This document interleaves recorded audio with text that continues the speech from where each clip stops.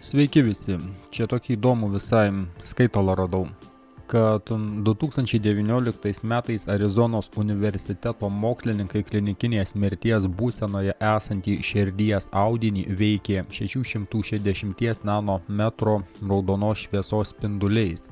Audinys buvo paskelbtas mirusiu, elektros aktyvumas nulinis, metabolizmo funkcijos nebūdingos.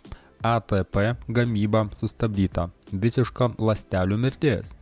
Po 12 minučių veikimo 660 nanometrų fotonais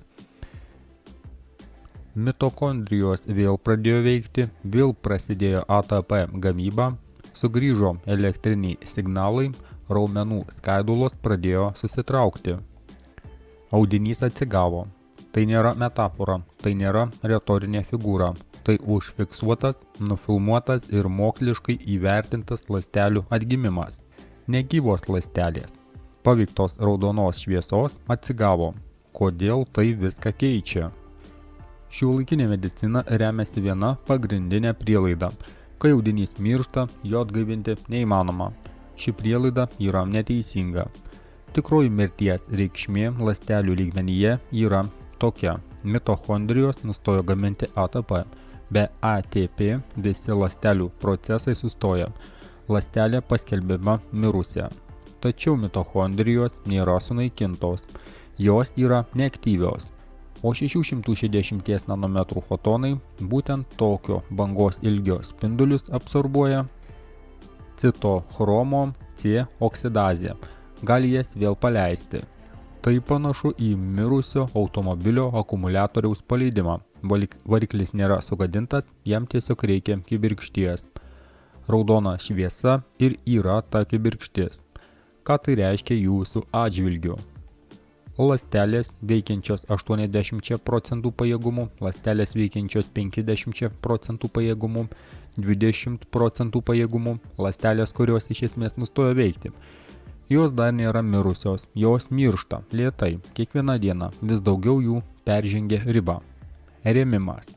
Kiekviena lėtinė liga, kiekvienas skausmas, kiekvienas senėjimo požymis, tai yra ląstelių, kurių funkcinis lygis nukrito žemiau ribos, žemėlapis. Ir kiekviena iš jų gali būti reaktyvuota. Ne vaistais, ne operacija, ne maisto papildais. Šviesa.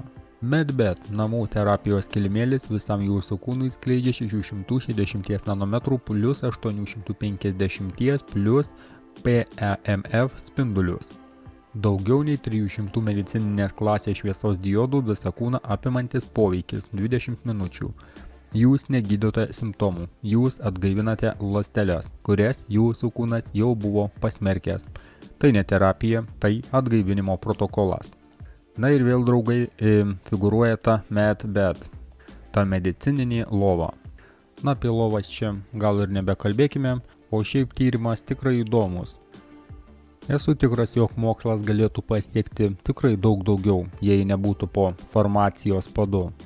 Deja, dabar turime ne mediciną, o pelno siekiančius parazitus, kurie vadina mediciną tai, kas tik atrodo kaip medicina. Deja, tai ne tik mano tušti žodžiai, tai faktas, su kuriuo susidurs anksčiau ir vėliau kiekvienas. Nieko nesakau prieš chirurgus ar kai ranką susilaužai ir taip toliau. Bet kai reikia gydyti kokią nors lėtinę ligą ar šiaip kokį vėžį ar dar ką nors, tada ir pamatome, kuo viskas paremta. Kažkam tiesiog reikia pelno ir tiek. Deja, na, dėkui, kad klausėtės ir iki greito.